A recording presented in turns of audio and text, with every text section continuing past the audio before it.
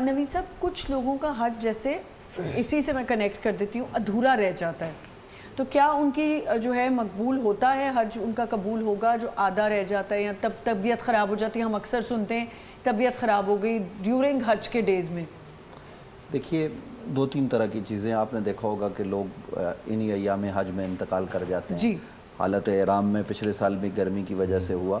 تو اس طرح کے جو واقعات ہیں جیسے یہ ہو گیا تھا تو نبی کریم صلی اللہ علیہ وسلم کا فرمان موجود کہ جرنی پہ ابھی شروع بھی نہیں ہوئی تھی، ایئرپورٹ پہ ہی تھے تو وہ ایک اور خاتون کا راستے میں ہی انتقال ہو گیا تھا. دیکھیے میں عرض کر رہا ہوں کہ ایک تو یہ کہ حج کے ایام میں حالت احرام میں کسی کا انتقال ہو تو وہ کل قیامت کے دن وہی تلبیہ کہتے ہوئے اللہ کی بارگاہ میں پیش ہوگا. یہ نبی علیہ السلام کا فرمان موجود ہے.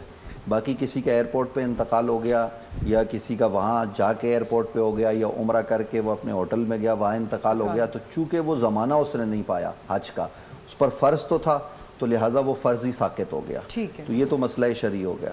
باقی یہ ہے کہ کوئی آدمی بیمار ہوتا ہے تو اس کی ظاہر بیماری کی اہمیت ہے، حیثیت ہے کہ کس درجے کا وہ بیمار ہے. اگر وہ عام معمولی بخار وغیرہ تو وہ ارکان ادا کر سکتا ہے تو اس کو کرنے چاہیے.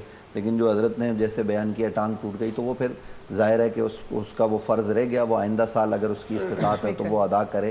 یہ تمام تر چیزیں. یہاں میں ایک بات کی جانب توجہ دلانا چاہتا ہوں کہ ہمارے حکمران بہت زیادہ یعنی حکومت حج کو مہنگا کر رہی ہے، ٹیکس لگا رہی ہے. بہت زیادہ. میں نے پہلے بھی یہ بات کہیں کی، آج پھر کر رہا ہوں کہ دیکھیے آپ ان لوگوں پر تو ڈبل ٹیکس لگا دیں جو دوسری مرتبہ حج کر رہے ہیں. لیکن حج کرنا پہلی مرتبہ فرض ہے. تو جو آدمی غریب ساری زندگی، خاص طور پر وہ ایک تو یہ ہے نا کہ یہاں سے گئے جیسے انہوں نے مہنگے پیکیجز کی بات کی کہ 30 لاکھ 35 لاکھ دیا آپ حج کے لیے چلے گئے. ان کے لیے 30 لاکھ 35 لاکھ دینا آسان ہے، مشکل نہیں ہے. لیکن وہ جو ساری زندگی لگا کے اپنے 10 لاکھ 12 لاکھ روپے جمع کر رہا ہے اس سے پوچھئے کہ اس نے کیسے جمع کیے ہیں. تو وہ عورتیں وہ مرد وہ جب وہاں پہنچتے ہیں تو ان کے لیے آپ پیکیج کو مزید سستا کیجئے. اور جو اس طرح کے لوگ ہیں ان کا آپ ڈبل کر دیں نا، کیونکہ دوسری مرتبہ اللہ کے رسول نے نہیں کیا. آپ کر رہے ہیں اچھی بات ہے، اللہ نے آپ کو استطاعت دی آپ کریں، لیکن ان کا آپ مہنگا کر دیں. اور جو لوگ پہلی مرتبہ کر رہے ہیں ان کے لیے آپ سہولت جو ہے وہ فراہم کریں. یہ پہلے بھی میں نے کہیں عرض کیا، آج پھر کہہ رہا ہوں، ہاتھ جوڑ کے کہہ رہا ہوں. وزیر مذہبی امور سردار یوسف صاحب ہیں، وزیر اعظم ہیں محترم میاں محمد شہباز شریف صاحب، یہ ہمیں سن رہے ہوں گے یا سنیں گے تو ان سے گزارش ہے کہ اس حوالے سے توجہ فرمائیں اور وہاں لوگوں کو سہولیات بہرحال جو ہے وہ پہنچانے کے لیے پورا اہتمام اور انصرام کریں. اور لوگوں سے حجاج سے یہ گزارش ہے کہ آپ وہاں صبر کریں. وہاں جس طریقے سے صبر کا درس دیا گیا نا آپ اس کو پیش نظر رکھیں. حج کے موقع پر کسی دوسرے کو تکلیف نہ دیں. آپ دیکھیے کہ حاجی کی کتنی عظمت ہوگی، اندازہ اس سے لگائیے. وہ جو قربانی کے جانور ہیں نا حج کے، وہ جب نشان زدہ ہو جاتے ہیں تو اللہ نے ان کو اپنی نشانی قرار دیا ہے.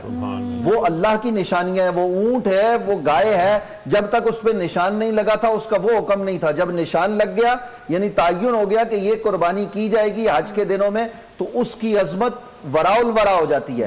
تو جب ایک جانور اتنی عظمت والا ہوتا ہے تو پھر جو حج کرنے والا ہے وہ کتنی عظمت والا ہوگا. تو جب وہ عظمت والا حاجی ہے تو اس کو یہ رکھنا چاہیے کہ مجھے اللہ نے اتنی عزتیں اتنی عظمتیں دی ہیں تو اس راستے میں اگر کوئی معمولی تکلیف آتی ہے تو وہ اس کو صبر سے برداشت کرے، اس کا اجر اس کو آخرت میں ملے گا.